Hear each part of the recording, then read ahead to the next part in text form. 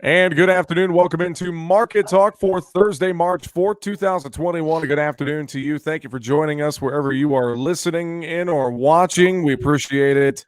MarketTalkAg.com is our home on the web. MarketTalkAg.com. Find us on Facebook, Twitter, Instagram. It is all at Market Talk Ag. A lot to talk about with the market trade today. Let's bring in our good friend John Heinberg with Total Farm Marketing by Stuart Peterson. John, good afternoon to you, my friend. How are you? Good afternoon. Doing well. Enjoying the sunshine. It's a lot nicer than what it was back there in February. That is for sure. I'm right there with you. Really nice weather across much of the country here the last couple of days, and getting warmer as we speak. So that's a good sign for sure. John, let's dive into today's markets, and I think let's start with those weekly export sales numbers. You and I were chatting a little bit. Corn was pretty awful today, but you got to read between the lines a little bit. There were some underlying numbers there that you pointed to that make it a little bit better than what it looked like on the surface. Do you want to touch on that a little bit? Sure. Obviously we got the headline number, 115,000 metric tons of new sales, well below expectations, market year low. Those are the things that you're going to see in terms of the headlines that are out there on articles and things of that nature. And realistically, that is an awful number. We still need to keep demand moving here. I know we keep talking about rationing the supplies, but at the same time, we don't want to shut it off completely. Otherwise, we'll start seeing some pressure on the markets, thinking that the supply pile is going to build up. But then when you go ahead and get back into those numbers, first thing I noticed, export shipments today, in other words, the bushels like went out, we're at 2 million metric tons. That's one of the highest numbers on record, going all the way back to 1990 in terms of exo bushels leaving. We're 90% sold the USDA target going into that report here next week on Tuesday. And realistically, now we've been concerned about watching those bushels get out. And when we see shipping numbers like that, that just tells us that these bushels are probably going to get shipped, maybe over canceled. Still got a lot of work to do there, but that was encouraging. And then the last thing, which is more of a sidelight item because the numbers really are just a change in tag. But we had about 1 million tons that China took off the unknown destinations group and put them under their flag. So basically making a little bit more of an export commitment on 1 million tons of corn. Again, that was pre-sold, so obviously it didn't factor into the numbers at all, but just seeing it go from that uncertainty to the Chinese tag was pretty important in my mind, and market definitely took that into account. We sold off initially when we saw the first headline number, but then we had a pretty good day until things kind of fell apart at the end, and that was probably a little bit due to the outside markets more than anything. And talk about that a little bit before we dive deeper into these commodities individually. That outside market just kind of seemed to fall apart, and even though crude oil was still trading higher on the day, it kind of seemed like it drug everything down there about midday after we were trying to test some of those highs again, especially in that soybean complex, John. Yeah, we had a great start to the day. Beans up almost 30 cents, got within 8 cents of the contract high in the May. Corn again too, pushing 5-6 cents higher. Actually, December corn did put a new contract high in today. So we had a really good start off of those export sales. Then about mid-morning, Fed Chair Powell made some comments again regarding inflation. The market's actually getting kind of nervous that we're kind of behind the 8 ball there in terms of what could be happening on the inflationary side of things. That got the bond market to move aggressively, which again signals higher interest rates, and the stock market turned over. We saw the Dow trade as low as 700 points lower. It is coming off those lows as we get into the close of the day here around the 3 o'clock window. But when that started happening, you just saw this risk off trade come across the entire complex, whether it was the grains or even into the livestock sector today, and we just could not get a bid in the afternoon. So it sets us up with some kind of iffy closes for tomorrow, and we'll have to see how things trade on the overnight session here tonight. And, is that just a one-day deal, and we come back and we get some strength again tomorrow, especially if the stock market's higher? Or is there a little bit more of a technical follow-through on some of these weaker closes that we saw this afternoon? Well, when we look specifically at that soybean complex and vegetable oil numbers, I mean, they continue to be a big driver. And, we talk about soybean exports, and we're continuing to see those. 98% of USDA's target for the year for soybean export sales. But, we're starting to monitor some of those African swine fever issues in China. I know that's starting to be a driver in this soybean market. But overall today, we did pop that market higher, seemed to test some of those highs. And what do you make of where soybeans are at heading into next week with this USDA report? Are we going to kind of keep chopping around with some of this volatility, do you think? I think the volatility is going to definitely keep us choppy, and and we need headlines that kind of push the market higher. We got a little bit of it this morning, and you saw what happened there. USDA report next week. We're expecting to see carryout numbers come down a little bit more, and some more demand getting put into the equation. Realistically, it's probably going to take to the end of the month when we got the grain stocks report at the end of the month, as well as the acre intentions. That'll probably be the big mover that we'll watch in this market. Now, between now and then, wouldn't shock me we find a way to push through the contract high, maybe make a little run out, and we sell off again going into the end of the month. Just take some profits off in case we get a heavy acre number. And obviously, then we'll start focusing on U.S. weather, things of that nature. The biggest thing to keep in mind, you kind of mentioned the export sales a little bit. We still sold 300,000 ton again this week. Okay, we're like you said, we're 98% sold the U.S. target. So every bushel we add to the pile just tightens that gap up even more so. And again, maybe forcing the USDA's hand to kind of make some more adjustments on that export side. Then on top of that, we shipped out 1 million tons of beans this week as well. And typically in a window where that's kind of falling off, usually South American supplies have taken over and U.S. bean shipments get pretty minimal here as we move into March into April. So again, that was some of the reason we saw the big push in the market, plus also another little underlying factor in the export numbers today. Soybean meal shipments was at a multi-year high today as well. So we put out a lot of soybean meal last week. Again, just showing that strength in that market. And then again, not even touching on the edible oils. Those markets are red hot right now. And, we saw soybean oil prices well over $1 higher again today. Again, just showing the strength that's in that market overall. So with that, it's going to take headlines to keep things moving. It's going to be a very choppy, volatile month here as we move forward and in getting to those key numbers at the end of the month. Yeah, those key numbers at the end of the month, I think a lot of us are waiting on those more so than next week's WASDE report, John. And, we're hearing about some producers starting to think about getting into the field sooner than later here with the nice weather in portions of the country. And really, I think our focus is going to be turned into that acreage battle. And you mentioned weather a little bit, and we're starting to hear some more reports that, we could be fairly dry unless we catch some storms here throughout the spring. But parts of the western Midwest, the western Corn Belt, are already starting to get pretty dry. And I'm wondering if some of that news, if that continues, if that conversation continues to solidify, how much that's going to impact our prices as well in the next couple of weeks. That's going to be a building story, I think, all the way through the spring. Now, realistically, if we stay a little bit drier and temperatures stay on the warmer side, we get rolling. That's probably going to be a negative on the market, at least initially. As we're planting acres at a good pace, that's just going to help solidify in the market's mind that, hey, that next crop, that could be a record-sized crop, is getting in the ground. Again, that'll probably put more pressure on corn than soybeans, just from the pure fact that, again, producers like planting corn. If things are going well, maybe we get a few more corn acres in. So we'll have to watch how that kind of plays out. It's after June, when we get into the month of June, that we really start keeping that eye on the weather. Obviously, we got snow melt here coming through for the regions that have snow. We are seeing a little bit maybe of uptick, and saw some long range forecasts today, maybe talking a little bit more moisture across the plains. Again, that it seems like, again, those long range models, nobody really knows where we're at. The only thing I am seeing that is starting to stay in line with everything is that we're going to be warmer. So that's going to be a factor as we definitely get through the planting window. And again, this market will be watching that closely. Right now, over the next 4, 5, 6 weeks, it's probably going to be more of a focus on what's going on down south in South America and what's happening there. And especially too, maybe what's going on in the Gulf in terms of moisture. Things are looking very wet to start out there. What does that do in that acre mix that we talk about here in March? Yeah, because we've been talking about it: corn, beans, wheat, cotton, sorghum, you name it. Really shaping up to be an interesting battle here as we get into the spring. One other thing I wanted to ask you as well, I know we're starting to get some of those crop insurance numbers and targets out for producers. And, now that they're starting to maybe lock in some of those numbers and figure out where all that's at, what's your advice to producers if they're thinking about doing some marketing, maybe of some new crop corn and or beans here through this window as we get into the month of March before they start spring planting and get busy? Any recommendations on some things they could do with their marketing plan? I'm still going to say anything we do, you have to have some flexibility in it. Don't be so concrete, lock in a floor and that's it, we're good. Or, lock in a sale and move on. Keep some options open over top. You don't have to spend a lot, get out of the money, just have something available for the what if scenarios.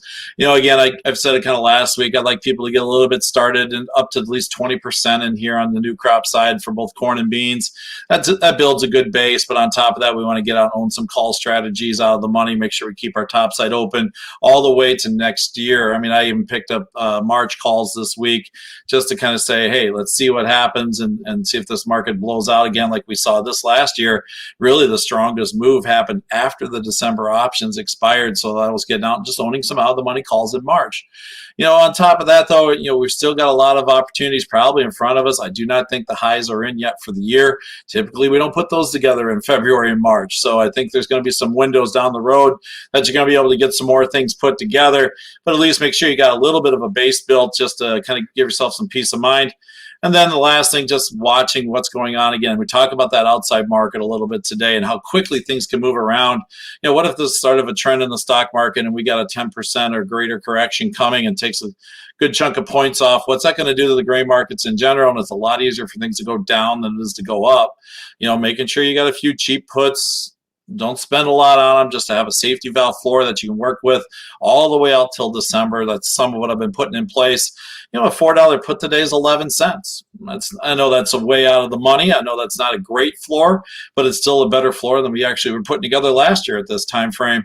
And again, that's a December position that you can work with longer term. If the market decides to rally up into the summer, we got a chance. We throw a little more at that put, roll it up, and improve that floor going into the into that August, September window when we typically do put in a seasonal low. Let's move to livestock. Let's touch on hogs first here before we get to the cattle market. This week we've been up and down on the futures trade. We were up Monday, down Tuesday hard, up Wednesday, and now today kind of just a mixed bag. We did get really good pork export sales numbers, though, on the weekly report. What do you make of this hog market? I think a lot of people are wondering, have we reached the top yet? What's your thoughts? Definitely don't think we've reached the top yet in the longer term contracts. Okay, we saw some great strength again today. We're looking at October onward, all putting new contract highs in, closing near those highs today. There's a lot of optimism where this market's going to be going into third and fourth quarter.